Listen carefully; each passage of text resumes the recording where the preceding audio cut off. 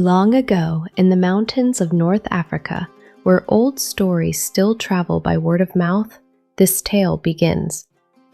In a small mountainous village in northern Algeria, there lived a blacksmith.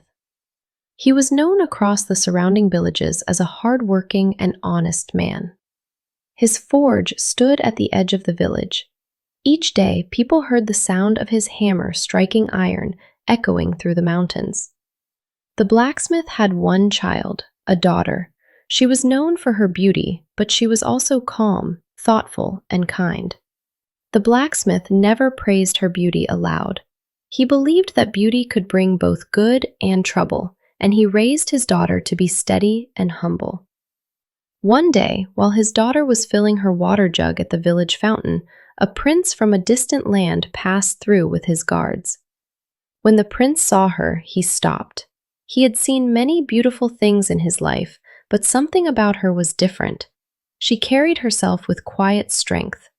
By the end of the day, the prince asked for her hand in marriage. The blacksmith welcomed the prince, but he spoke carefully. He warned him that beauty often brings envy, and envy can be dangerous. He told the prince that if he married his daughter, he must protect her from those who might wish her harm. The prince promised he would.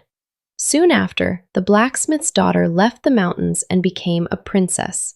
Sometime later, she gave birth to 3 children. Each child was born with a strange mark. The first child, a girl, had a bright star on her forehead. The second child, another girl, had a silver moon on her cheek. The youngest child, a boy, had eyes that shone like the morning sun. The palace grew uneasy. The prince loved his children, but his mother and sisters were afraid. They believed the marks meant trouble. Their fear turned into jealousy, and their jealousy turned into lies. When the prince left the palace on a long journey, they took their chance.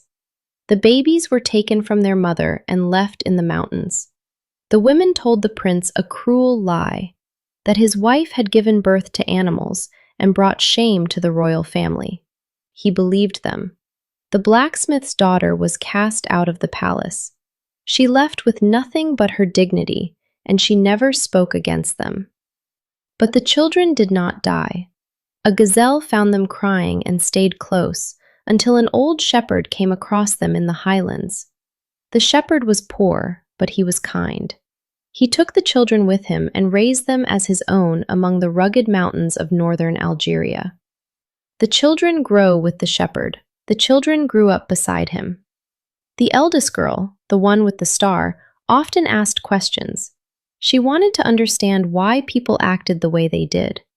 The shepherd noticed that she spoke carefully and chose her words with care. The second girl, with the moon mark, was gentle and observant. She noticed when animals were afraid or when someone was hiding sadness. People trusted her easily and spoke openly around her. The youngest child, with the sun in his eyes, was full of energy. He laughed often and helped others without being asked. Even on difficult days, he lifted the spirits of those around him. The shepherd loved them all, but he knew they were different. He never asked where they came from. He believed that some answers arrive only when the time is right. As the children grew older, they began to sense that their lives were leading somewhere. They did not know where, only that they were meant for more than the mountains. Years passed. One day, news spread across the land. The prince was holding a great feast at the palace. People came from near and far. Among the guests were 3 young strangers. They entered the palace quietly. They sang songs about their lives, songs about a blacksmith, about betrayal, about surviving in the mountains. As they sang, the marks on their bodies became clear to everyone.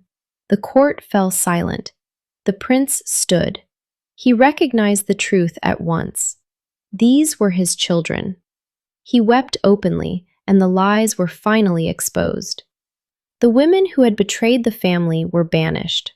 The blacksmith's daughter was found and brought back to the palace with honor. She returned not as a young bride, but as a woman who had endured great loss. The family was reunited. And the kingdom learned that the truth cannot be hidden forever, no matter how long it is buried.